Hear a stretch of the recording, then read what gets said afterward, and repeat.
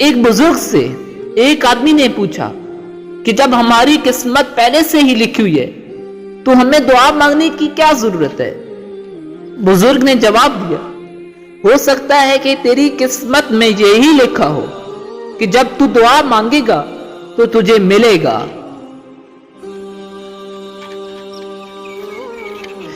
اللہ تعالیٰ نے فرمایا، اور ہم نے آپ صلی اللہ علیہ وسلم کا ذکر بلند کر دیا۔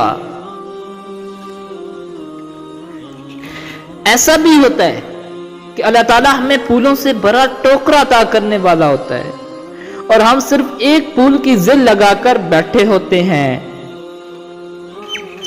قیامت کا منظر، پھر جب ایک دفعہ سور میں پھونک مار دی جائے گی اور زمین اور پہاڑوں کو اٹھا کر ایک ہی چوٹ میں ریزہ ریزہ کر دیا جائے گا، اس روز وہ ہونے والا واقعہ پیش آ جائے گا۔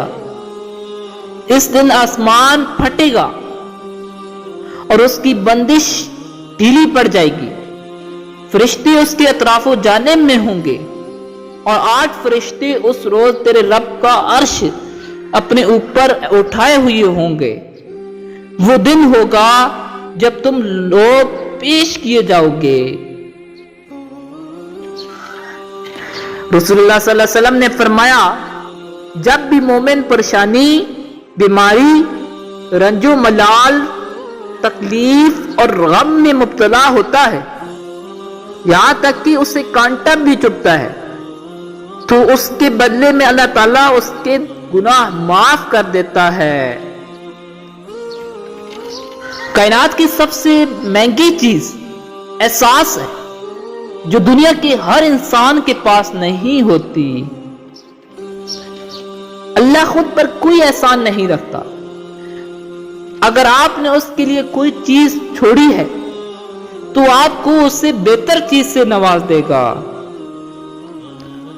حضرت ابو امامہ رضی اللہ تعالیٰ عنہ سے روایت ہے کہ رسول اللہ صلی اللہ علیہ وسلم نے ارشاد فرمایا، جس نے اللہ کے لیے دوستی کی اور اللہ کے لیے دشمنی کی اور اللہ کے لیے دیا اور اللہ کے لیے روک رکھا، اس نے اپنے ایمان کو مکمل کر لیا۔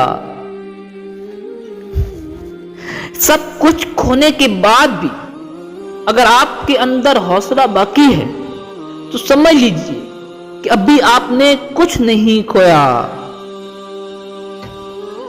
خوش نصیب امت، ایک صحابی رضی اللہ تعالیٰ عنہ نے حضرت محمد صلی اللہ علیہ وسلم سے عرض کی کہ یا رسول اللہ صلی اللہ علیہ وسلم، ہم نے آپ کو دیکھا، آپ سے بات کی، آپ کے ساتھ کھانا کھایا، کیا ہم سے بھی کوئی زیادہ خوش نصیب ہے اس دنیا میں؟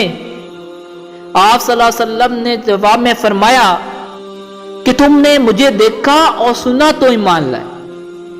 آنے والی امت جو مجھ کو دیکھے اور سنے بغیر مجھ پر ایمان لائے گی، وہ تم سے زیادہ خوش نصیب ہوگی اور ان کی چھوٹی سی نیکی کا اجر بھی کئی گنا زیادہ ہوگا۔